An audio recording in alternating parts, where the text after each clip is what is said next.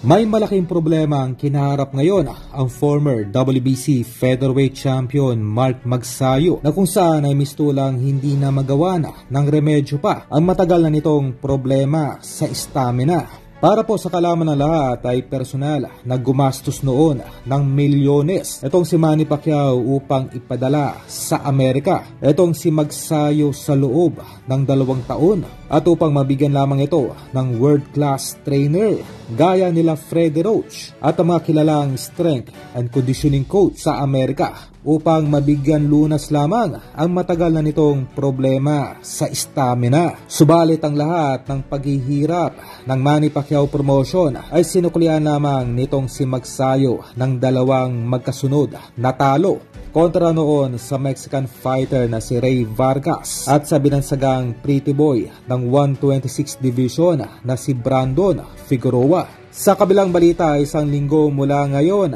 ay sasailalim na ang ating pambatong si Cuadro Alas sa isang malupitang training program na kung saan ito ay kukuha ng 5 ka-sparring mate na ang 3 ay magmumula pa sa bansang Japan at ang 2 naman ay ang mga piling Pinoy sa 122 division na manggagaling sa Omega Boxing Gym ng Cebu. Kaya sa mga sandaling ito ay sinusulit na ni Alas ang mga nalalabing araw nito sa social media at nababalita pa ngayon na planong magkaroon ng semi-collaboration sa pagitan ni Alas at ang sexy YouTube star ngayon na si Ava Mendez. Ganoon pa man ang nasabing collaboration ay maaring mapostpone dahil sa kabiguan na rin ni Alas na dumalo sa isang imbitasyon ng nasabing aktres sa isang all-star event na idinaos kamakailan lamang.